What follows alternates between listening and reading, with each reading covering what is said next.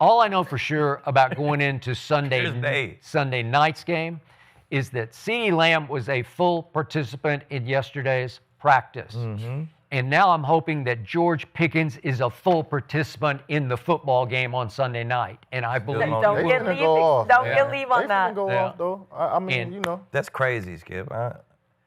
Okay, well, I saw Randy Moss on ESPN. Randy Moss is pretty good at playing that position. Just turn to his camera and say to George Pickens, "You're better than that." And that's I saw Steve Smith, who's also pretty good, say he watched the 22 tape and say, "Shit, he ain't dogging nothing." Okay, well, that's what we saying.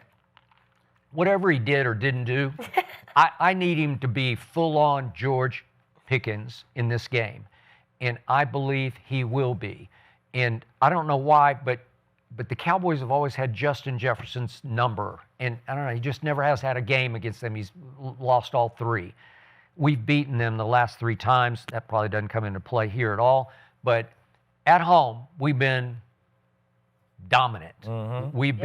We've scored 32, I'll round up, 33 points a game, averaged 431 yards a game at home. I think we can put up those kind of numbers, albeit against Brian Flores' defense, which hasn't been what I thought it was going to be. It's 12th in points allowed. It's still dangerous. It's good. He'll have some stuff for Dak. He'll have some stuff for CeeDee and for George, but we're just better than they are. And look, J.J. McCarthy went to Detroit and beat the Lions. He did. It was 27-24. He didn't put up like dazzling numbers, but he did that. He did 0 interceptions. Yeah, and we went there and got blown out of the stadium. It was 44-30. So he's one up on us, but I think we'll be one up on him on Sunday night. So I'm going to say we can get to 30 against Flores' defense. And so I think we'll win 30-24. That's what I got. I like it.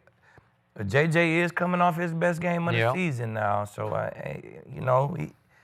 one good game, though, Keeb. Yeah, it's one good game. But, you have that energy when you're coming off your best game of the season. But I still think Dallas get that done.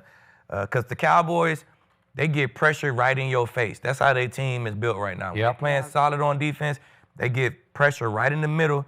And that's how you beat young quarterbacks, man. You put pressure right in their face. You know what I'm saying? Edge pressure is one thing they can step up and move. When that pressure come in your face, it really make your eyes really go down. You know what I'm saying? And that's the Cowboys' strong part. They're not a high-powered passing team at all. You know what I'm saying? With this quarterback situation, the Vikings got. That's how you beat Dallas. You air their ass out. You see the games Dallas lose, they get aired the fuck out every time. You know what I'm saying? So if you ain't a high-powered passing team, it's gonna be hard for you to beat them, man. And on flow defense, you start talking about flow defense, B-flow. Yeah. You can hit big plays on B-flow defense. They blitz. If Dak could create a little bit of time like he did against the Chiefs, like he's been doing lately, hold that ball for that extra second, you can hit big plays on that defense, and it looked like CeeDee going to play.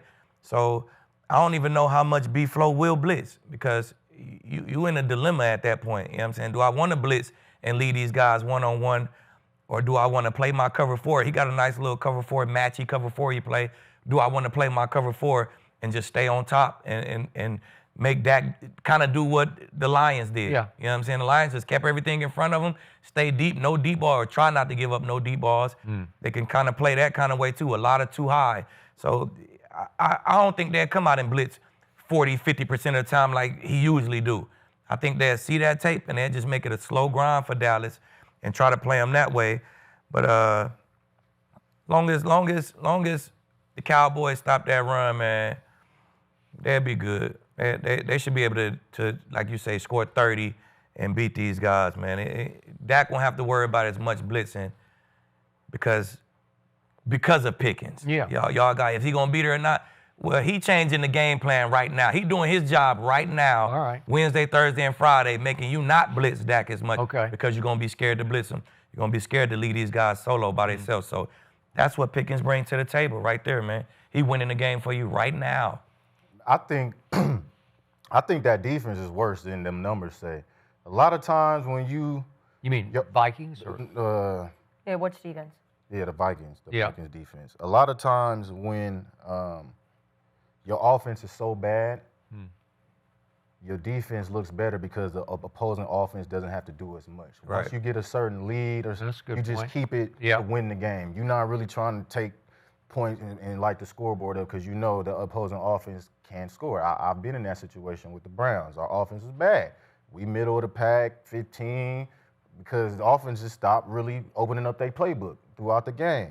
So that being said, I think Dak gonna light them up because, you know, JJ, he can't put points on the board. The Vikings, they just can't put points on the board. He dropped a 30 ball last week. Yeah, that's an anomaly. I know, but even for what he did they last giving year. up. It was a 30 ball. It was against the Commanders, but it was a 30 ball. You know, Even they did shut him out he did too. last week, he They shut ranked him out. dead last in completion percentage. he missed a lot of games. He missed a lot of games. He ain't been there all year. 23, 19, 27. All that ain't JJ. 24. But, I know it ain't. It was a 30 ball. But a you 30 playing the Dallas Cowboys with the two best receivers in the league. Yeah. They've been lighting everybody up. Exactly. They've been lighting everybody up. So, They've been getting lit up too. but they don't. The Vikings don't have it to light them up. Yeah. They don't have it to light them up. So don't. it's gonna be 30 around 30-10. You ask me, you know, at AT&T. 30-10. Yeah, I mean the Vikings, they can't score. They can't score. I completely agree. One last thing about my Cowboys. After I slept on it, I just couldn't get this out of my system. We just weren't ready to play the Lions on Thursday night in Detroit. And by ready, I mean trickling down to the special teams. We tackled nobody on their kick returns. Nobody. Their average starting position for the game was the 41-yard line, and I just couldn't live with that.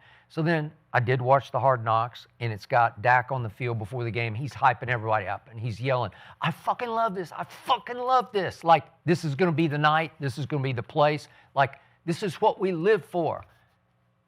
And what? On the opening kickoff, you know, they run it back to the 42. It's wrong, man. I mean, you can just see when a team is ready, you know that. It was the scheme too. I know, but it's just ready to play. They do you got want to the hit ball, somebody they hit or that near not? sideline, man. They that. put all their blockers to You the gotta near have sideline. straight dogs on special teams. Yeah, but it's Special some. teams But nah, that wasn't. It effort. had nothing to do with no dogs. Effort. Hey, The Lions had a nice return scheme, bro. The Lions, you know what? They always have a Bro, kickoff that scheme return was nice, scheme. bro. He was hitting the They near always sideline, do. They getting up do. that I'm not sideline, gonna get hold to the you. 40. It's like they done had the same special teams playbook for the last 20 years. Because I remember when I was in Cleveland, man, they had some return where they was knocking motherfuckers out, like coming, peeling back. You had to run down like this.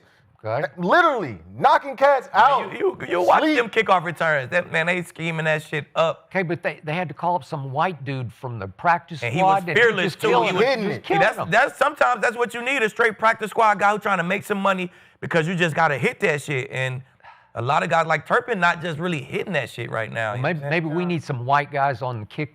Hey man, Yeah, young, some hungry. kamikazes. That's what they call them. Motherfucker trying to get a check. They gonna die for this shit. He trying to get a check, man. Listen, telling you. So all the boys are agreeing that the Cowboys are going to win this one. Yeah, Cowboys gonna whoop their ass. Yeah, I'm agreeing because there's no way J.J. McCarthy's going to be able to put up 30 like Dak's going to put up 30. He can't do it. I've never believed in J.J. McCarthy. He's been showing it this year. He had one good game. That's not enough in the NFL. Now watch him throw for 400. I know, because we all said that. But 70% of the chat has the Cowboys winning. Only 7? Well, that's a pretty good amount. It's a lot of Minnesota. Yeah, you still, but we got to get to the Broncos because we know these two boys right here.